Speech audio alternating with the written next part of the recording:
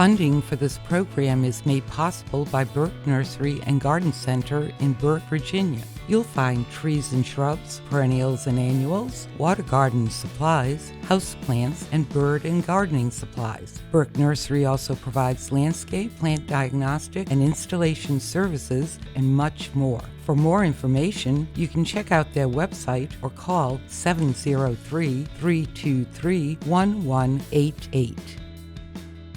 Welcome to Gardening with Burke Nursery, the show where we help you grow your garden, increase the curb appeal of your yard, and share information on all plants. I'm your host, Misty Kuceris, the horticulturalist at Burke Nursery and Garden Center. Native plants are so important to our ecosystems. We know they provide much needed resources for our pollinators, but they do so much more. They provide shelter and food for our mammals as well as our songbirds. They improve our oxygen and water resources, and they bring beauty to our landscape. Today, you'll find an increased supply of native plants beyond the common black-eyed Susans and purple coneflowers. So let me introduce you to some of the lesser-known native perennial plants, not the usual suspects. The first plant that I want to start with is actually the iris, and this is called the Iris versicolor.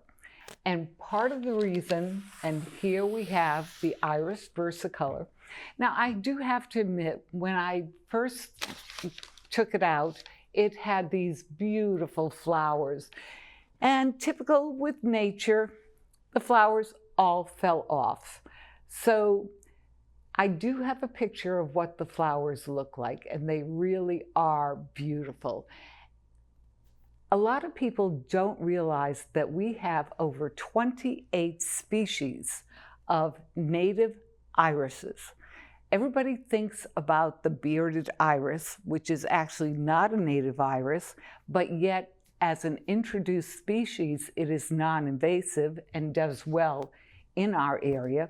But they don't think about maybe it's time to look at some of the irises that are native. Most of the native irises prefer to be in areas that are marshy or boggy. And as a matter of fact, this Iris versicolor really likes to be planted, believe it or not only along the edge of riverbeds or along the edge of lake beds. It actually likes to be planted in up to 4 inches of fresh water.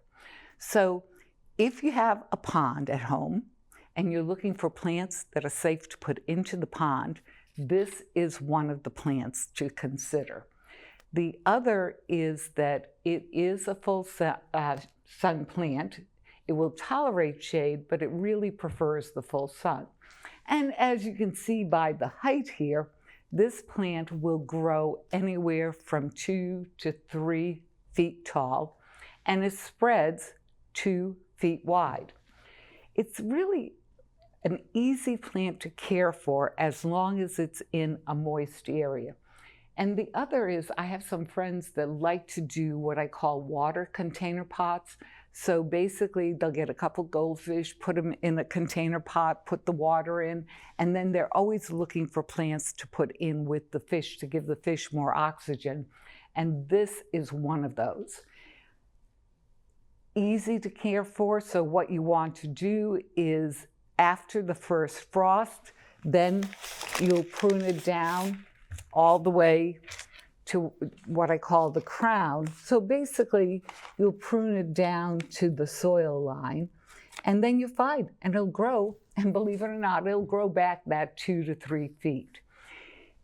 What's interesting about most irises is most irises are not nectar plants. Most irises provide food for the bees and food for mammals and food for moss. Actually, not mammals, but food for moss. But they don't necessarily provide the nectar for pollination. But that's all right, because you're still giving something that your bees, your moths, and your butterflies, especially the skipper butterfly, needs to have. This, if you have a boggy area, must-have plant. Now, another must-have plant, to me, if you have a boggy area, believe it or not, this plant may be called the blue-eyed grass plant. And the name is very descriptive of it. Why? Because you have here, if I move the flowers apart, you have here the different leaves that are so thin they actually look like grass. And then you have the blue flowers. And actually, I have a picture of the blue flower, which really, when you look at it, it's star-shaped. It has yellow in the center, and it is just simply marvelous. Really a very, very great flower. And it's actually an iris. So while it's called blue-eyed grass, it is in the iris family. It also likes the moist area. This is a plant that will work both in sun, it'll work in part shade. Oh, and I forgot to mention both the previous iris as well as these irises are what I like to call transitional flowering plants. So a lot of people think of what plants can I get the flower in the spring months, which are the end of March, mid-March, April. And then what plants can I get the flower in the summer months, which are June through to fall. And then other people think, oh, are there plants that bloom in the fall? Well, the transitional actually bloom late spring, which is May, into early summer, which is June or July. And both the iris versicolor, as well as your blue-eyed grass plant here, bloom in May or June. And bees love it. Now, the one thing that is important to note is that this plant is what I call a night shy plant. There are certain plants that will actually close up in that the flowers will close up in late afternoon and the flowers will close in the evening, and then they'll reopen in the morning. So what that could mean, sometimes on days that are very, very dark and dismal, you may not see the flowers the way you think that you would normally see them. Don't worry, it's fine, they're all right. And if you want to extend the flowering, then definitely you need to do what I call a bit of deadheading. So what that means is when the flowers are done, then you want to go down this little stem to about where the grass is, and you just want to take your scissors, you don't need to use pruners, scissors will do, and just cut off the dead, spent flowers, and that will help increase the flowering of this plant. Now, another plant that I'd like to talk about is the Gayfeather, or also known as the blazing sun. I had to have a picture of this to show you because right now this blazing star, or did I say blazing sun? I meant to say blazing star. So this blazing star, or this Gayfeather, is not quite ready to flower. It flowers in summer, and it is a nice long flowering plant. What that means is that it will actually flower into early fall, which could be September, early September to mid-September. And if you look at these pictures, or this picture of the flower, that is just incredible. Some of the flowers are lavender, some of the flowers are white, some of the flowers are pink, just unbelievable. And the other thing is, in some ways this is unusual, but some people will call me and say, I don't think it's flowering properly. What's going on? Well, what happens is these little flower heads, they open up at the top first. So you get all this flower up top here, and then it starts moving down lower and lower and lower. It is drought tolerant once established, but Here's something that is important to know about the Gayfeather or the blazing star, is that if you're just planting it and if you don't water it that first year, then the roots don't know what to quite do. So even though it may be drought tolerant, that means it's drought tolerant only after the first year. Critical that you water this the first year. The other thing that we can't see, and I'm not going to pull it out of the pot, but this is a tuber. This is a corm, much like a peony is a corm as well. So it's not the thin fibrous roots, which means that if you're going to divide it, then you need to make sure that that little corm, think of a corm maybe as like a little carrot where you have some eyes, or a little fingerling potato is another good example. You need to make sure you have at least one of those eyes on that corm if you're going to divide the Gayfeathers. Otherwise, you won't get any flowering and it'll die back. Bees love this. Butterflies love this. This is known sometimes as a prairie plant.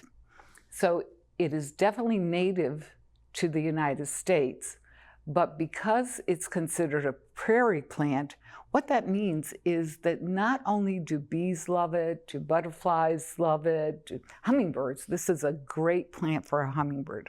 But minor dilemma with this plant, this is really a great plant to have unless you have a deer problem. That's like one morning I woke up to go out and get the paper and take a look at what was happening, and there was a deer in my front yard, and I walked up within 3 feet of the deer, and she just kind of looked at me and said, "What are you doing here? You're bothering my morning stroll." And I'm like, whoa, wait a minute. So the blazing star, because it is what I call a prairie plant, animals love it. Deer love to eat it. Antelope love to eat it. Even sheep like to eat this plant. However, there are some other good reasons that if you don't have a deer problem, why you may want to plant this in your yard. Well, first of all, it makes a statement. It can get up to 5 feet tall. But the other thing, this is a host plant for butterflies. So the type of butterflies that it's a host plant for are your monarch butterflies, your swallowtail butterflies, your buck-eyed butterflies. It's even a host plant for some of your moths, like your lunar moth, and then, of course, the skipper. And so it really, if you can have this plant, this is a great native to have.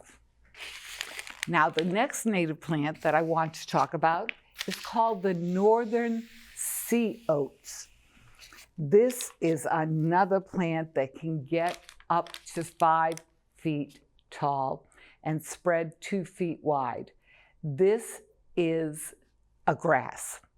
It is a native grass. It's part sun to part shade.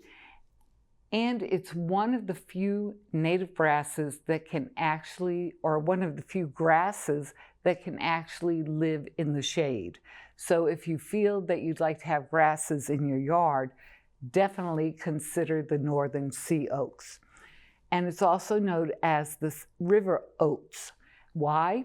Well, first of all, it likes to be around the coastline. So hence the sea, hence the river.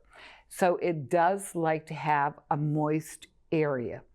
The other is that if you take a look at this picture, you will see in this picture what we call the seed heads.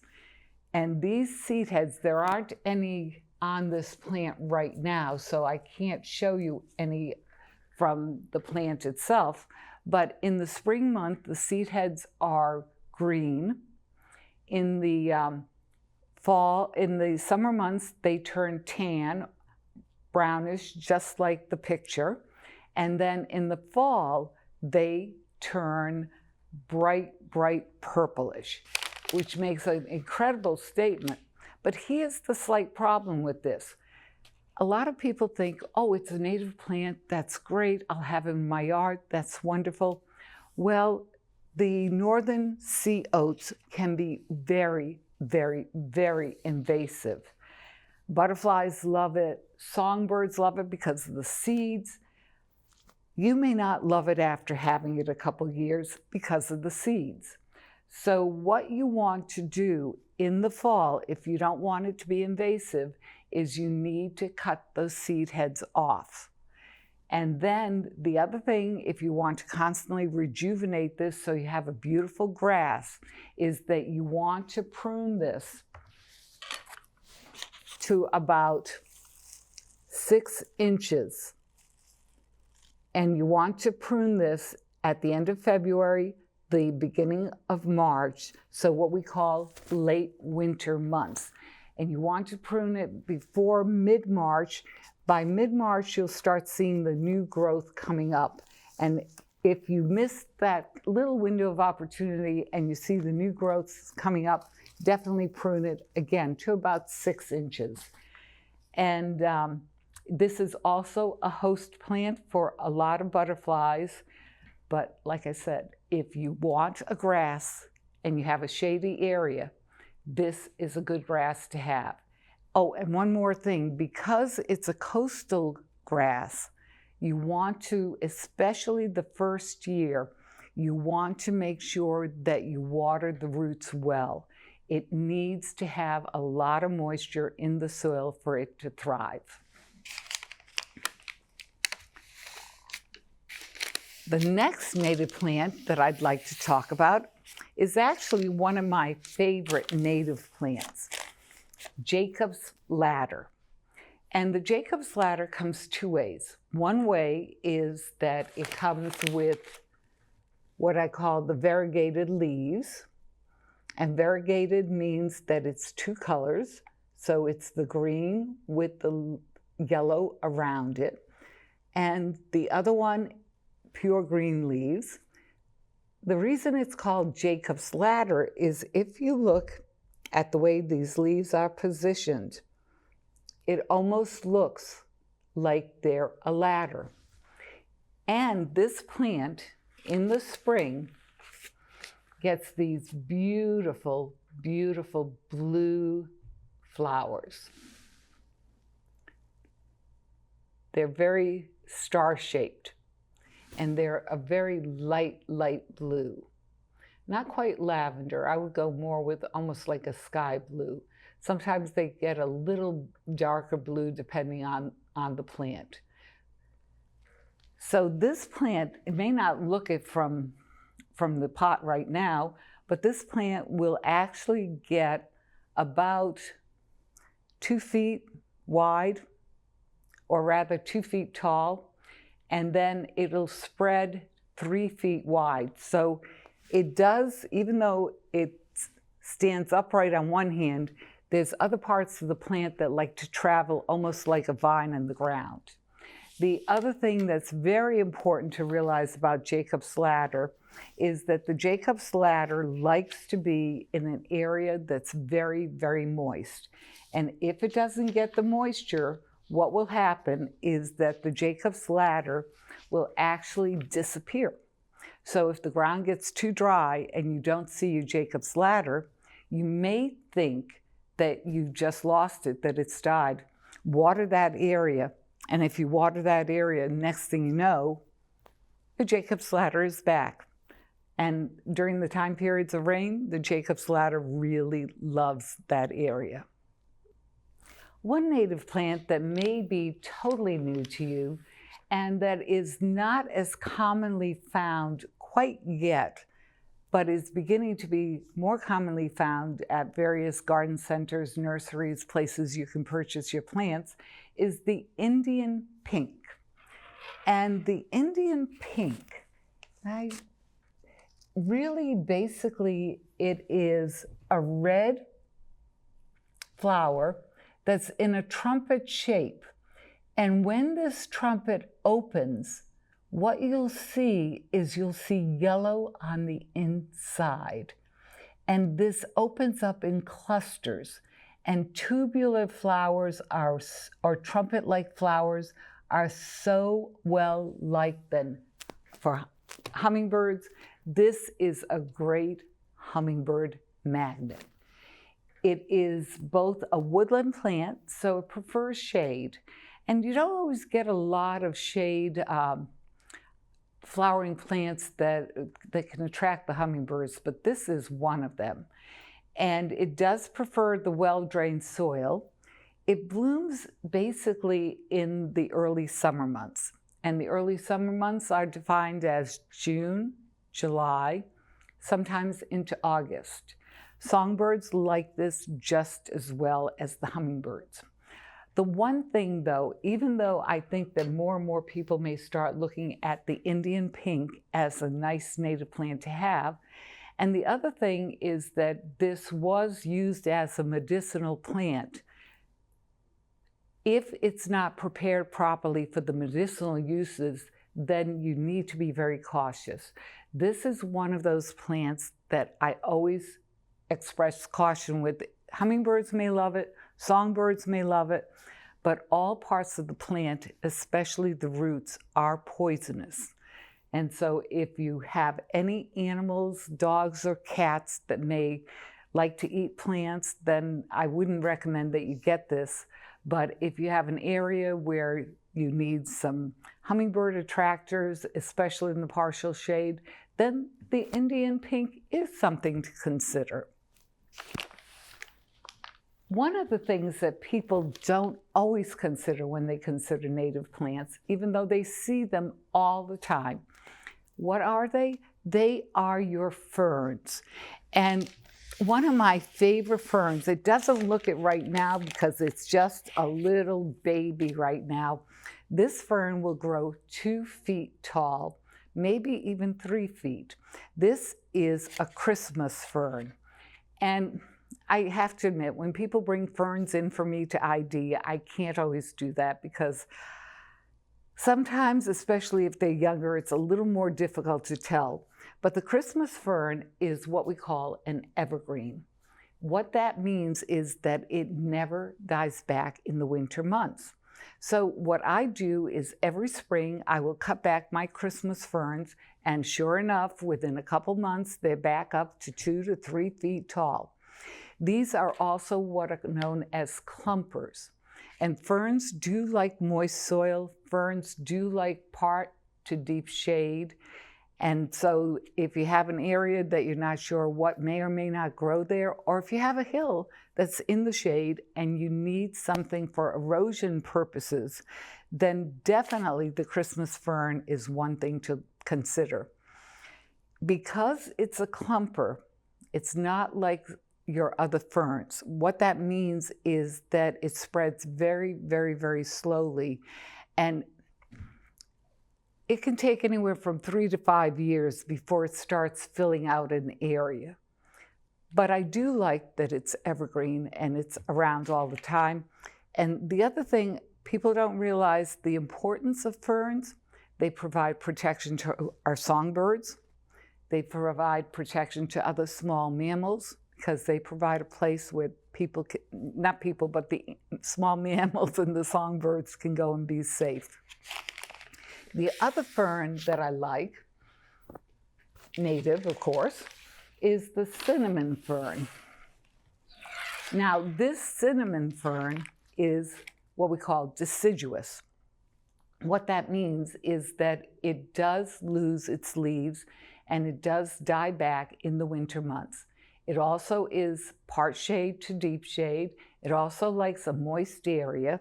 And the reason it's called a cinnamon fern is if you were in a store, and this is one way to ID the cinnamon fern, and you take a look at the stems at the very base, you'll see that the stems are brown, that they're basically the color of the cinnamon. So that's why it's called the cinnamon fern. And again, just like the other fern, this is a wonderful plant that gives protection to your songbirds and other animals and small mammals. I'm glad that you were able to join me today and learn about these native plants.